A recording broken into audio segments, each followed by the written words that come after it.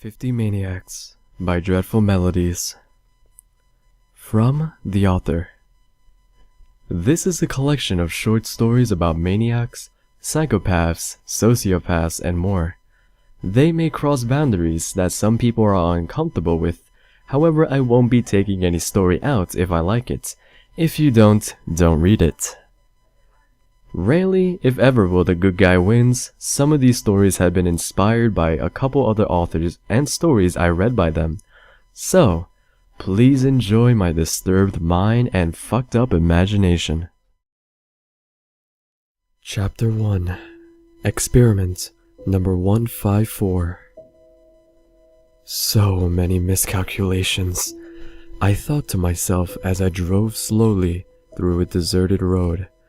My beat-down van bumping violently as I attempt to maneuver smoothly through the forgotten dirt tracks. Today was the day, I thought to myself. Today I wouldn't make any mistakes and I would finally be successful at my lifelong trials and failures. A moan came from the back of the van. I sighed. She was waking up. That meant screaming, begging, and worst of all, crying. I hate when they cry, like it's going to make me feel bad for them, like if tears fall from their eyes, I'll show some sort of mercy. Finally, I arrived at my home. It had once been my parents', but since they died 10 years ago, I had taken ownership. I hopped out of the front seat and pulled the heavy back doors open. The experiment was sitting up, tied of course by tight ropes around her wrist and ankles, her mouth taped shut with duct tape. I offered her my hand.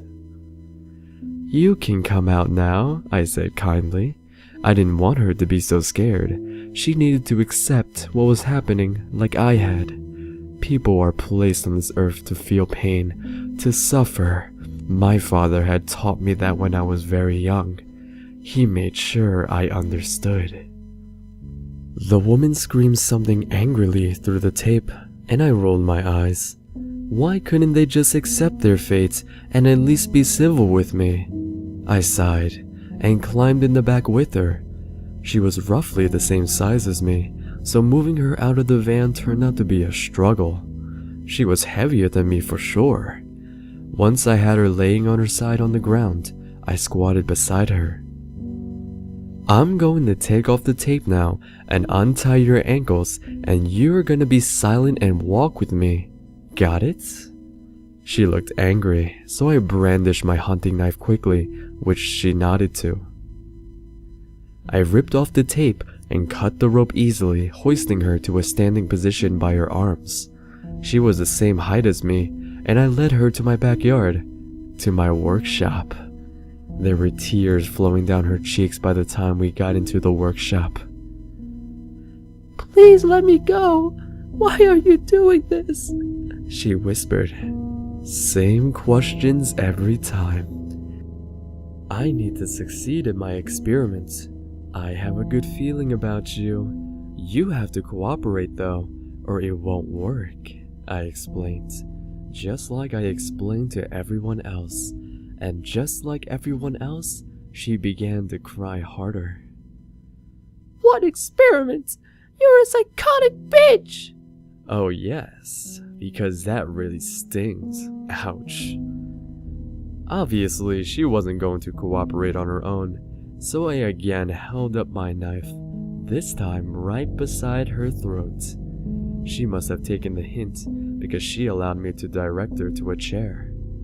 I cut off the rope around her wrist, fastening them tightly in my father's barbed chair turned holding chair for experiments. I did the same with her ankles on the chair legs.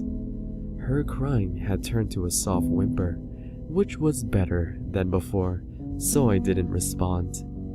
I turned away from her as I began to paw through my tools. Knives, saws, hammers, needles, you name it. I had it. Delightfully, I chose my mother's old sewing kit, necessary for phase 1 of the experiments. I turned back towards my victim. She eyed the kid suspiciously, since she was possibly going to be dead. Although, hopefully not in a few hours, I figured I could explain a few things.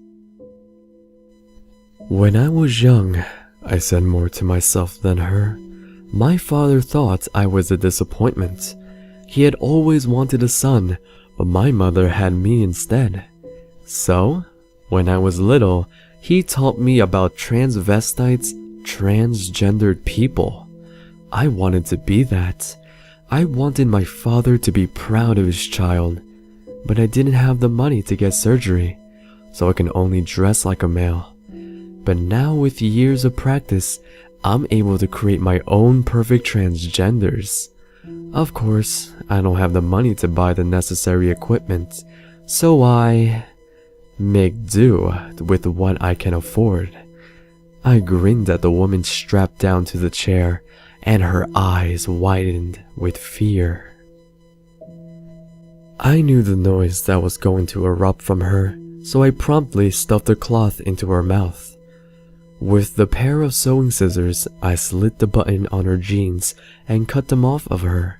Same with her panties. Once naked from the waist down, I casually opened the sewing kit and pulled the stool in front of the woman's open legs. The sign of her sexual organ was nothing new, and although a lesbian, I saw no sexual thrill in probing it, figuring out the best way to perform my surgery. I glanced up a moment and made eye contact. Fear was the only emotion I could register on her face. Quickly, I opened up the sewing kit and pinched her vaginal lips together. She realized what was about to happen and began to scream through her gag. I paid no mind. I heard enough screams to last a lifetime. They had zero effect on me now. Carefully, I made the first incision of the needle and thread. Once steady, I began closing her organ. Her screams could be heard clearly through her gag, yet the workshop was far away from civilization, and I knew I was the only one who could hear her. As I approached her clitoris, her screams began more pain-filled, and tears rushed down her cheeks like waterfalls. No matter, they all cried too.